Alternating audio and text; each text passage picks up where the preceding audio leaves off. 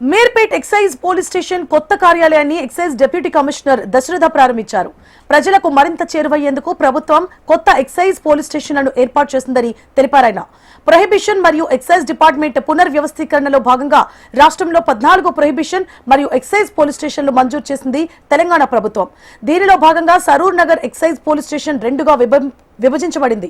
Meerpet excise police station నూతన భవనం ఏర్పాటయ్యేంత వరకు సరూర్ నగర్ ఎక్సైజ్ పోలీస్ స్టేషన్లోనే కొన్ని పనులు ఏర్పాటు చేశామని ఎక్సైజ్ డిప్యూటీ కమిషనర్ తెలిపారు.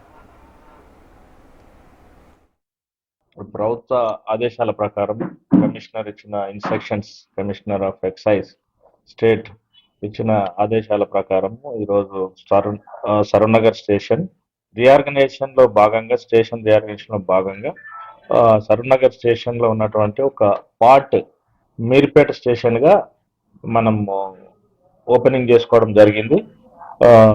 దీనికి ప్రస్తుతం బిల్డింగ్ అనేది టెంటేటివ్ గా మనకు పర్మనెంట్ బిల్డింగ్ అయ్యేంత వరకు అండ్ స్టాఫ్ కూడా పర్మనెంట్ అలాట్ అయ్యేంత వరకు కూడా ఇక్కడ నుంచి ఆపరేట్ చేయడం జరుగుతుంది.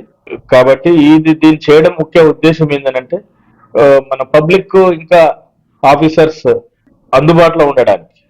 పబ్లిక్ అడ్మినిస్ట్రేషన్ అనేది పబ్లికే కాబట్టి ఇలా ఈ రీఆర్గనైజేషన్ చేయడం వల్ల మెయిన్ ఏంటంటే పబ్లిక్ ఆఫీసర్స్, స్టాఫ్, డిపార్ట్మెంట్ అందరూ కూడా అందుబాటులో ఉండడానికి.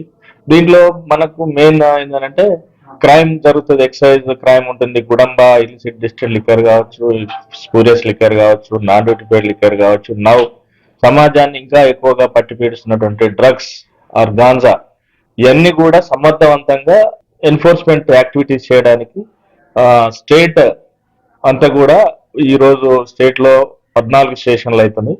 14 కూడా కొత్త స్టేషన్లు అవుతున్నాయి. దాంట్లో మనకు భాగంగా ఒకటి మీర్పేట స్టేషన్ అవుతుంది.